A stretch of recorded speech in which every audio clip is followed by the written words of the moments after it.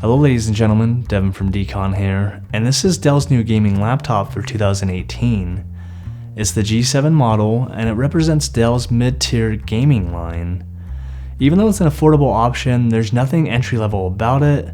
I'll go over the specs in just a second, but first I wanted to cover the overall design and build quality. The G7 bucks the thin and light trend and is unabashedly a gaming laptop. It has the footprint of a 17-inch MacBook Pro, is almost an inch thick, and weighs nearly 6 pounds. Dell decided to go with a white and blue design rather than the black and red color scheme we're accustomed to seeing on gaming laptops.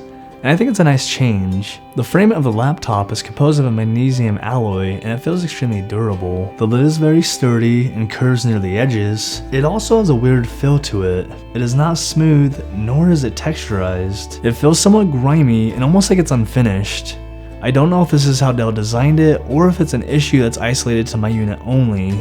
Either way, I hate the way it feels. The front and rear edges both have this tiered graded design. The front has an LED indicator for charging and is also the home for the front firing speakers. The speakers sound better than your average laptop, and thanks to the placement, provide nice instrument separation. The overall sound is a bit on the flat end, however, and the highs and lows are essentially non-existent. They do get plenty loud, however, so it has that going for it. Meanwhile, the rear has some light branding, and also these gorgeous blue vents for cooling. Along the left side, we have a security slot, Dell's proprietary charging port, a gigabit Ethernet port, a USB Type-A port, and a much welcomed SD card slot. On the opposite side, we find the elusive headphone jack, 2 more USB Type-A ports, a USB Type-C port, and an HDMI port. The USB Type-C port is also the Thunderbolt 3 variety, which means you can connect an external GPU if desired. The touchpad has a matte coating and is excellent as it has Windows Precision drivers. The keyboard is a full-size keyboard and it includes a number pad as well. I would have preferred Dell ditch the number pad altogether in favor of a larger, more spread out keyboard,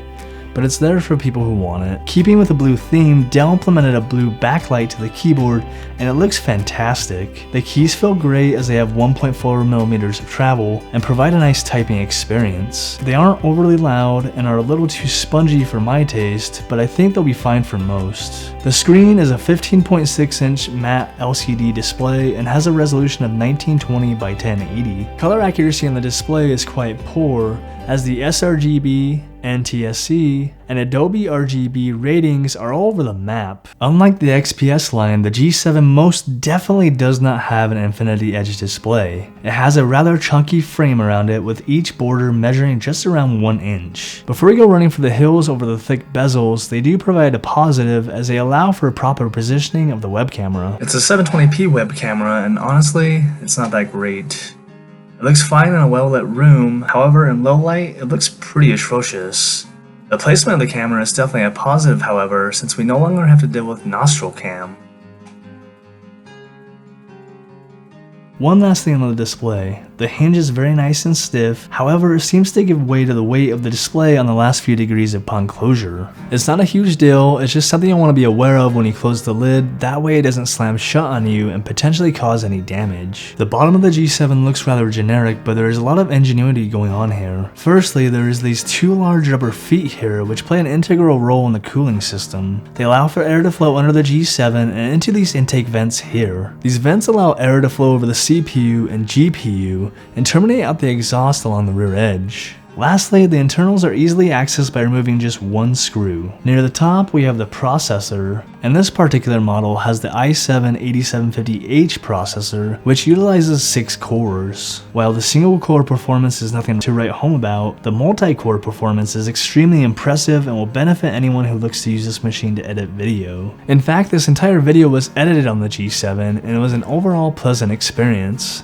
I can see this being a suitable PC for content creators. Adjacent to the processor is Nvidia's GTX 1060 graphics card, and it excels at 1080p gaming. On most games, the built-in display will keep gamers in that 1080p 60 frames per second sweet spot, and the GTX 1060 more than holds its own when connected to an external monitor. In fact, some less demanding titles can handle 1440p with ease. Another major plus with the GTX 1060 is it is VR ready, and boy does it handle VR flawlessly. I tested the capabilities of the GTX 1060 for a few hours in VR, and it never buckled once. Just below the GPU is 2 DDR4 RAM slots. This unit came with 8GB installed, but can easily be upgraded to 16GB or 32GB. Adjacent to the RAM is Dell's killer AC Wi-Fi card, and below that is the M.2 NVMe solid-state drive. Below the SSD is an open slot for a 2.5-inch hard drive. Lastly, we have the lithium-ion battery, which is a 56 watt-hour battery, and overall holds a great charge. During general use such as office applications, web surfing, or email, I was able to get just over 5 hours of battery life with the screen at max brightness, and just over 7 hours with minimum brightness. In terms of strictly watching Netflix, I was able to achieve 4.5 hours at max brightness and 6.5 hours at minimum brightness. When only strictly gaming, I was able to achieve 90 minutes at max brightness and 104 minutes at minimum brightness and no Wi-Fi connection. With the included charger, the total recharge time is just under 2 hours. So who's this for?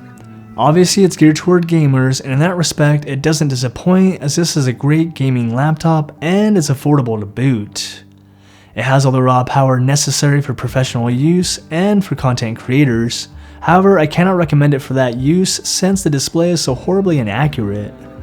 I cannot recommend it for students either, since the size and weight will more than likely be a hindrance when going from class to class. However, this would be awesome to have in your dorm room. Well, that's gonna wrap up this video. I hope you found it useful. If you did, please send me your likes. If you enjoy my content, send me your subs. And as always, thank you for stopping by. I'll see you next time.